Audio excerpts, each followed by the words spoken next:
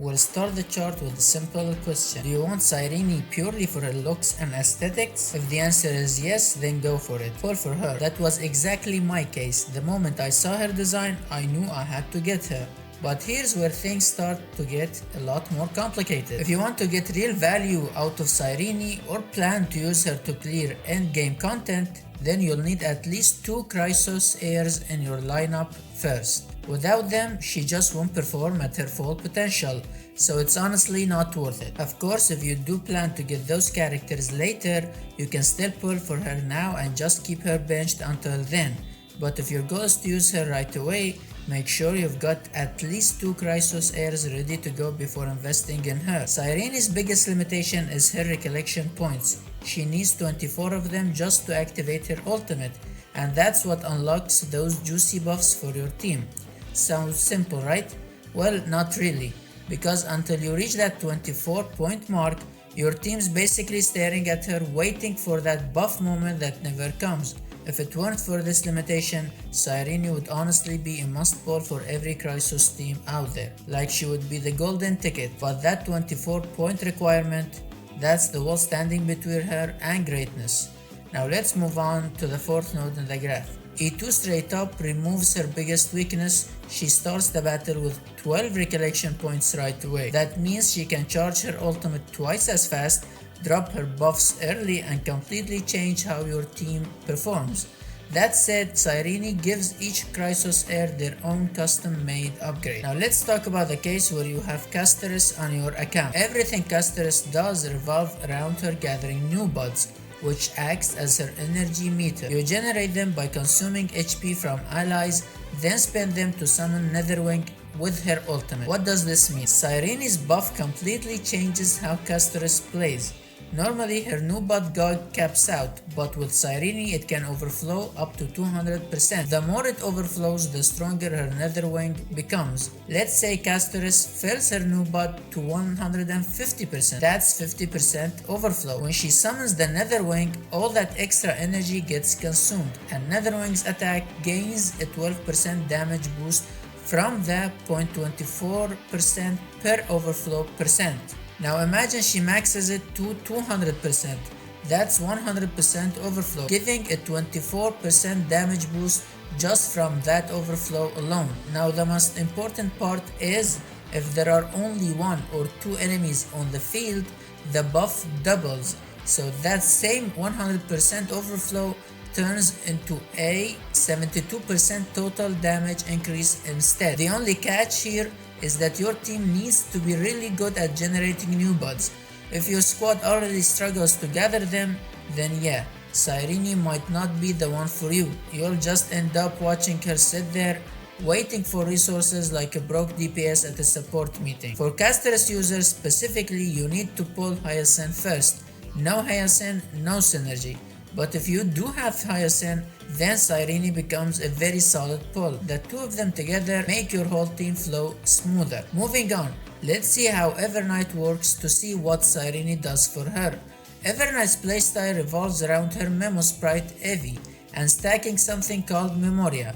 At the start of the battle, she summons Evie, who acts alongside her, and every time Evernight or Evie loses HP, she gains Memoria stacks. These stacks power up Evie's attacks, letting her hit harder the more Memoria Evernight collects. Now we talked about how Cyrene uses a resource called Recollection points instead of the usual energy bar. She gains Recollection by 2 main methods: her own actions. When she uses basic attack or skills, they give her Recollection, or allies' actions. Cyrene gives allies and their Memo Sprites attack called Future when she acts or at the battle start. Then when those allies with Future take action, they consume it and grant Cyrene 1 Recollection point. Her ultimate is unlocked when she has 24 Recollection points, as we have mentioned already. How it ties together: because Evernight uses her skill / Memo Sprite turns often, she acts a lot. That means if Cyrene is in the same team, Evernight's frequent actions equals to many allies' actions, which equals to many Future, and that results into many Recollection points for Cyrene.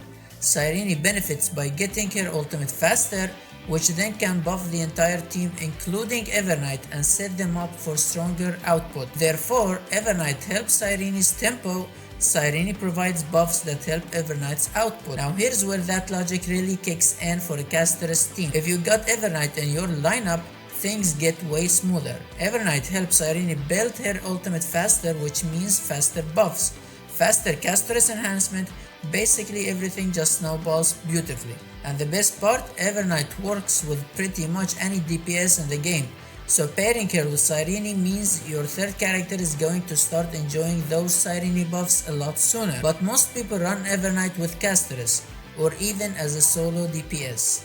And why is that? Because when Evernight uses her skill, she drains her own HP. And what happens when she loses HP? Castorice gains new buds. Combine that with Cyrene's kit and suddenly your new buds are ever flowing. The third case is where you have Aglaea. Her fighting style revolves around her summon, the Garment Maker. Whenever Aglaea attacks, the Garment Maker follows up, dealing extra damage and gaining speed each time. Her gameplay is built around maintaining her supreme stance, a state she enters after using her ult. The key is to keep her momentum going, because the more speed she has, the higher her damage output climbs. Now here's where Cyrene steps in. When Cyrene's buff is used on Aglaea, it immediately pushes her to full power. Aglaea gains a special effect called Romance, which instantly maxes out the Garment Maker's speed boost. From that moment, both Aglaea and her summon attacked at their fastest possible pace.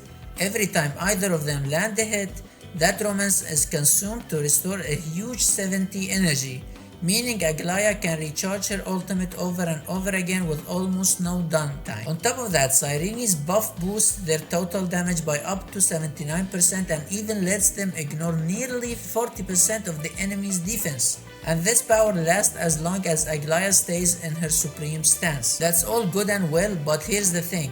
If you already have Aglaea E1, you're basically 70 to 80% of the way there. She already handles a big chunk of what Cyrene brings to the table. For example, if you've got Robin, who can feed Aglaea extra turns and dial up her damage even further, then honestly, there's not much reason to go for Cyrene. You are already stacked. But if you have Aglaea E1 and no other buffer, then yeah, Cyrene becomes totally worth it. She'll fill that gap perfectly and make your team feel a lot more complete. If you don't have E1 Aglaea, then Sunday can easily cover that gap. His kit basically patches up what Aglaea's first Eidolon would have given you. Anaxa's playstyle revolves around inflicting random weaknesses on enemies. He applies these weaknesses through his basic attack and skill, and after hitting one target, his skill bounces to other enemies, spreading the effect even further. Anaxa's ultimate inflicts a state, making enemies weak to all elements and potentially immobilized. His talent makes it so that enemies who have 5 or more weaknesses increasing damage taken and triggering an extra skill hit automatically. Now let's see what Cyrene actually does for Anaxa and whether having someone like Cerydra can make her less of a must pull. Cyrene's buff for Anaxa gives you one skill point right away, which is huge, because the more often you use Anaxa's skill, the better your damage flow gets.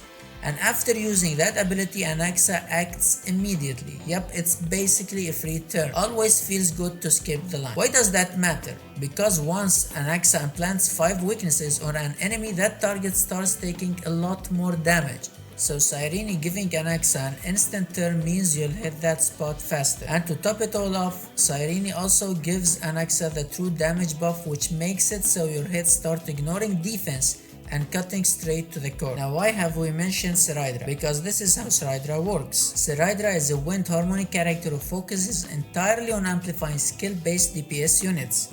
Her entire kit revolves around a special mark called Military Merit. When she uses her skill, she grants this buff to an ally, boosting their skill damage and gives her a charge. Once her charge reaches 6, that buff evolves into Peerage, which gives more damage bonuses. When the buff character uses their skill, it duplicates their skill for a second hit, effectively letting DPS units attack twice in one turn. Cerydra shines with characters like Anaxa, Phainon or Phainon, who rely on their skill for damage.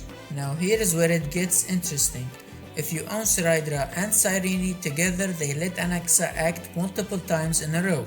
stacking those weaknesses on enemies almost instant. But if you don't have Cerydra, Cyrene can step in and cover that role. She won't bring quite the same heat, but she keeps the momentum going. Now let's take a look at Hysilens. Her talent automatically applies random dots, bleed, burn, shock, wind shear, and so on whenever allies attacks. Her skill hits all enemies and increases the damage they take, setting them up for her or allies' dots to hit harder. Her ultimate creates a zone that lowers enemies' defense and triggers extra physical dot every time enemies take dot ticks, basically turning the field into a dot store. Cyrene's kit practically screams put Kafka in your team. Why? Because Kafka is the queen of triggering dots, and Hysilens helps set those up perfectly. It's a match made in status effect heaven. If you do have Kafka, then Cyrene becomes a solid buff option, amplifying that constant chain of damage ticks. Basically, what Cyrene does for Hysilens is that it boosts Hysilens' damage by up to 60% for the entire battle. After she attacks, it consumes that buff to regenerate 60 energy, letting her use her ultimate much faster. Additionally, every time Hysilens uses her basic or skill, all dots on the enemy instantly trigger extra damage equal to 30 to 40% of their normal power. But here's the twist: if you have Cerydra, she can also make characters perform multiple skill attacks, which kind of replaces Kafka's role. Basically, she enables Hysilens to function like a pseudo Kafka, still triggering damage repeatedly just through raw skill spam instead of pure dot setups. Moving on, if Mydei is your main DPS, then Cyrene is actually a great pickup. Why? Because Cyrene lets Mydei use one instant of his skill for free, no charge needed, and boosts his crit damage by up to 100%. Yeah, that's basically a free noob. Now if you already have Hyacinth and Cerydra, that's an amazing setup. Mydei scales with HP, and right now Hyacinth is the best HP provider in the game. Pair that with Cerydra, who give more skill uses, and you've got a team that just keeps hitting harder and harder. Moving on, Phainon revolves around building up core flame stacks through skills and allies buffs to unleash his ultimate, transforming into Khaslana. Phainon's strength lies in his synergy with buffers like Sunday, Branya, and Cerydra, who enhance his skill and turn tempo. His best build prioritizes crit rate, crit damage, and attack, so any buffer that can give that is welcome. Cyrene's buff supercharges Phainon's transformation phase, turning him into a non-stop powerhouse. When used on him, he instantly gains 6 core flames and a special state called Eternal Ignition. During transformation, if his core flame goes beyond 12, each extra point boosts Khaslana's crit damage by up to 79.2%, and Eternal Ignition also grants up to 17.6% crit rate and boosts his attack. If you like this breakdown, please make sure to give the video a like, share, and subscribe. Liking the video lets me know to make more content like this, and thank you so much for watching.